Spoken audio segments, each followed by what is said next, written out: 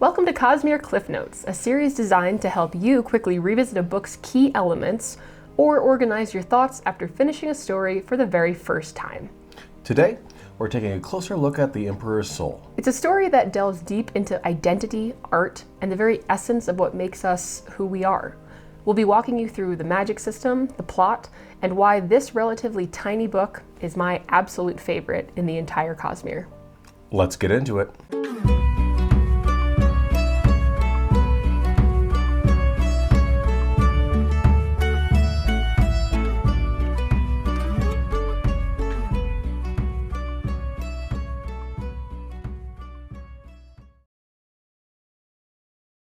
The story takes place in the Rose Empire on a world called Cell.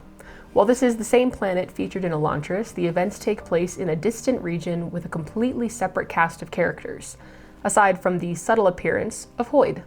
Forgery is the magic system at the heart of The Emperor's Soul. Instead of changing something directly, it rewrites the past, convincing reality it was always different by reaching into both the cognitive and spiritual realms to affect the physical.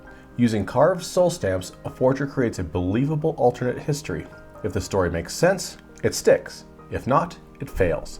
The closer the lie is to the truth, the stronger it becomes and the longer it lasts, making forgery less about creating falsehoods and more about understanding how things came to be.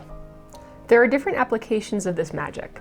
Basic forgery can reshape objects, repairing or altering them by giving them a new past.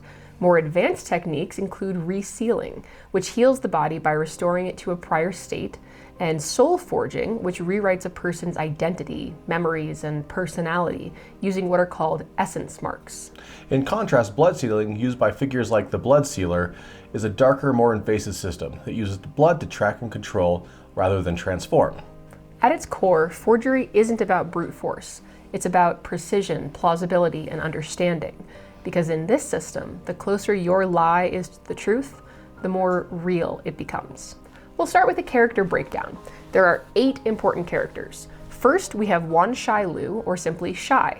She's a master forger, not just of objects, but of reality itself. By understanding something's history, she can rewrite it. What makes Shai compelling isn't just her skill, but her mindset. She sees identity as something flexible, something that can be shaped with enough knowledge and precision. Opposite her is Gautona, one of the Emperor's senior arbiters. He starts off rigid and tradition-bound, yet slowly proves capable of introspection and change as he gets to know Shai as a person instead of simply a forger.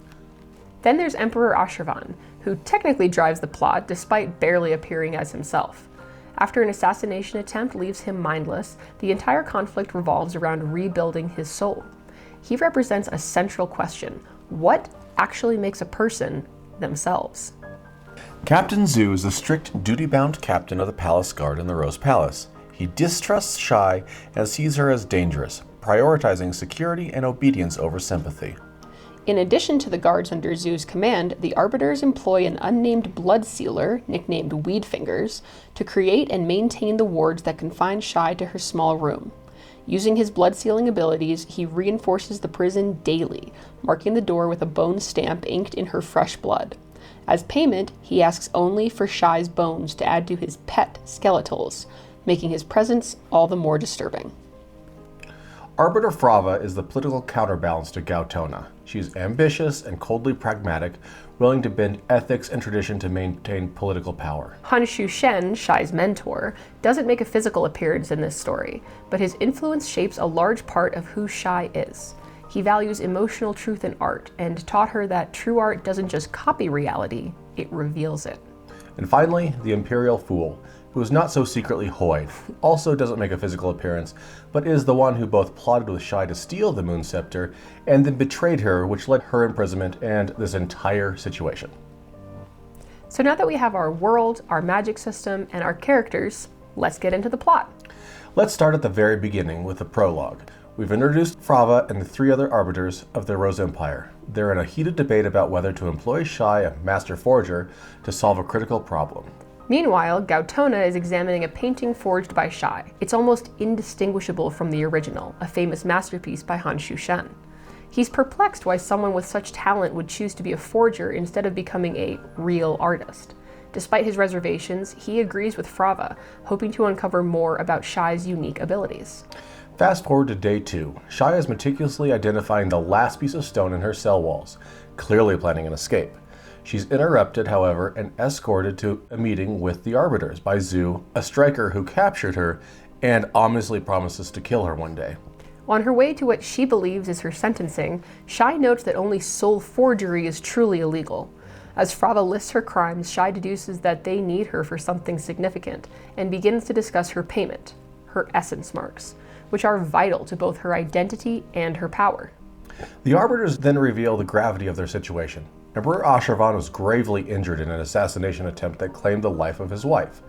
His body was healed through resealing, but his mind is gone. Their impossible task for Shai?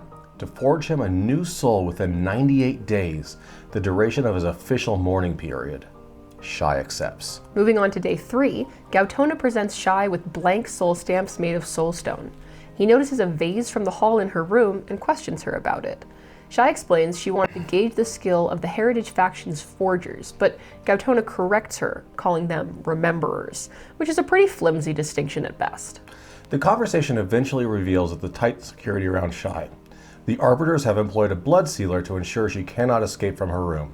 By inking a stamp in her fresh blood each morning, the blood sealer has the power to confine Shai to her room for a full 24-hour period. Her situation is dire. By day 5, Shai realizes that creating a realistic forgery of the Emperor's soul in such a short time is practically impossible. She decides to use the extensive research required for the task as a cover, while secretly planning her true escape. On day 12, Shai forges her table. Gautona, thinking it's in terms of remembering, asks what historical artifact the design is based on. Shai clarifies it's simply a better version of itself, and gives him a lesson in forgery and aromatic theory. This is the first time we were explicitly introduced to the physical, cognitive, and spiritual realms. The physical realm is where all things exist physically. The cognitive realm is how things see themselves, and the spiritual realm is where the souls reside. Forgery reaches through all three. It's also a fun aside that Gautona dismisses the canon explanation of Brandon Sanderson's world building as pagan superstition. I love that. Day 17 sees Shai continuing her research into Ashravan's personal journal.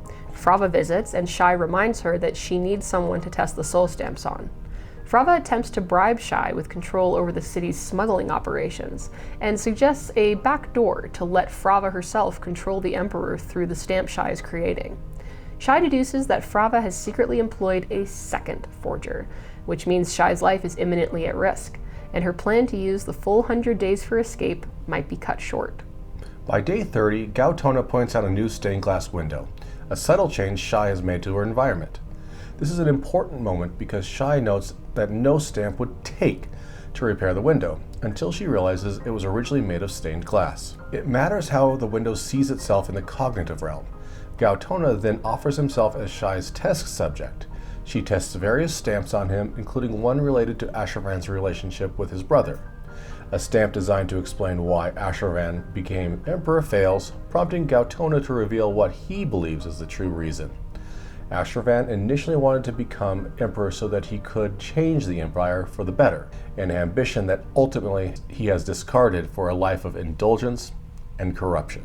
Gautona then asks Shai why she didn't become a real artist.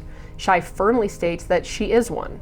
Gautona proudly announces that he's realized the painting Shai was caught trying to swap was a fake, but his admiration at her skill quickly turns to fury when Shai reveals she burned the original, leaving out that it was at the request of the original painter, her mentor Han Shushan. Gautona leaves in anger, deeply disturbed by her actions. Day 42 finds Shai reflecting on the true history of Ashravan's life. She's compiling through her research. She begins to doubt her ability to accurately forge his soul, and considers creating a mere puppet, but finds herself unwilling to do so. Days 58 and 59, Frava returns, commenting on the changes Shai has made to her room. Frava then takes Shai's notes, ostensibly to be copied, but in reality so her own forger can assess Shai's progress and determine if Shai can be eliminated yet. Shai struggles to sleep and remarks that her notes are a forgery of tone, a subtle message to the other forger to stay away from the complex tasks that she's engrossed in. She delves into her research, uncovering why Ashravan lost his idealism. Frava does eventually return the notes, which buys Shai some more time. On day 70, Gautona demonstrates an unexpected talent for reading soul stamps. The stamp for why Ashravan became emperor finally works, revealing its dependence on the relationship with Gautona, and how Ashravan felt similar to Shai. Both feel shame when Gautona is disappointed, and harbor resentment for it. Shai points out that Gautona's true motivation for hiring her was to get the real Ashravan back.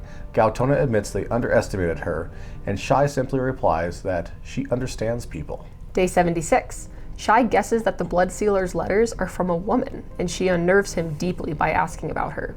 She considers initiating her escape, but postpones it to finish the essence mark, despite Frava's continued borrowing of her notes. To relax, Shai forges the wall to be painted. Gautona points out that it shouldn't have worked because that wall had never been painted in the past. But Shai explains that the wall wants to be beautiful. The two soften towards one another, and knowing that she needs to form a genuine connection with Gautona in order to escape, Shai reveals in a genuine moment of true authenticity that she destroyed the original painting at the request of her former mentor. Gautona is still mad and argues that the work no longer belonged to him and he had no right to have it destroyed. Shai counters that as the original creator, it belonged only to him. By day 85, Shai makes a crucial discovery. The Emperor's first love was from a storybook and shared his wife Kershina's red hair. This seemingly small but devastatingly important detail makes her fear she's not as close to finishing as she thought. She re-examines her escape plan and resolves to give herself one more week to finish the soul, then escape. Day 97. Shai sets her escape plan in motion. Finally, day 98, Shai finishes her essence mark and the timing is perfect because Zu enters, dismisses the other guards, and attempts to kill Shai, cutting her shallowly in the side with his sword. She runs around the room and leaping onto the bed, he falls, literally into the trap she set for him the night before. He crashes to the floor she forged to be rotten and lies unconscious in the empty storage room below. Shai hurriedly gathers her things and then waits eagerly by the door, counting the minutes. Finally, the Blood Sealer's mark fails and Shai is free. Instead of immediately heading to the stables, she makes her way to the Emperor's chambers. Desperate to see if her masterpiece succeeds, she stamps him, and the essence mark takes. Ashravan now himself tells her to flee. Shai runs for the stables and nearly collides with an ambassador in blood-red armor, a Giorn. She feels a deep pain at her side and realizes that her fresh blood is on the tip of Zu's sword, and the Blood Sealer has begun to track her. Relying on her backup plan, Shai returns to the Emperor's quarters and waits expectantly for Gautona's hopeful arrival. He arrives, and Shai confirms the mark has worked. Lamenting that he has been manipulated by her, Gautona returns her essence marks, but Shai explains that she swayed him by being truly genuine. She gives him her true book of notes on the Emperor's essence mark and says she will change her last mark to include a kindly grandfather who once saved her life. And in one of the most badass scenes in any of Brandon Sanderson's books, Shai uses one of her essence marks to become Shai-Zon. She disables Zu and destroys the Blood Sealer's skeletals, then tells the Blood Sealer to return to the girl who loves him, taking some of his blood as insurance.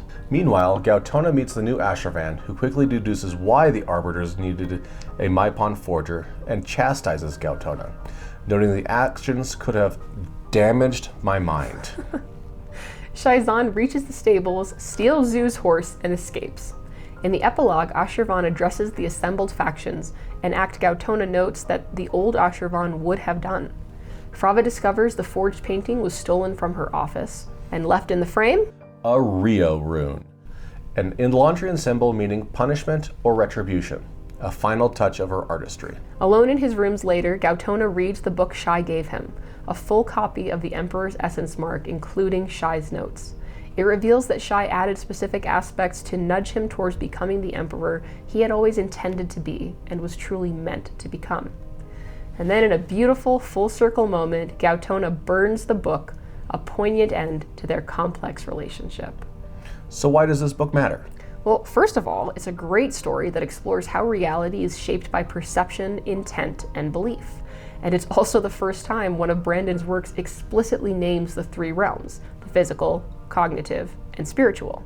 And it also turns out that Shai isn't going to remain a novella character. More on that to come. The Emperor's Soul presents identity as both structured and adaptable, rooted in history, yet open to reinterpretation. In this context, forgery transcends imitation and becomes an act of true creation. We hope you enjoyed this first installment of Cosmere CliffsNotes. Thanks for joining us, and we'll see you in the next chapter.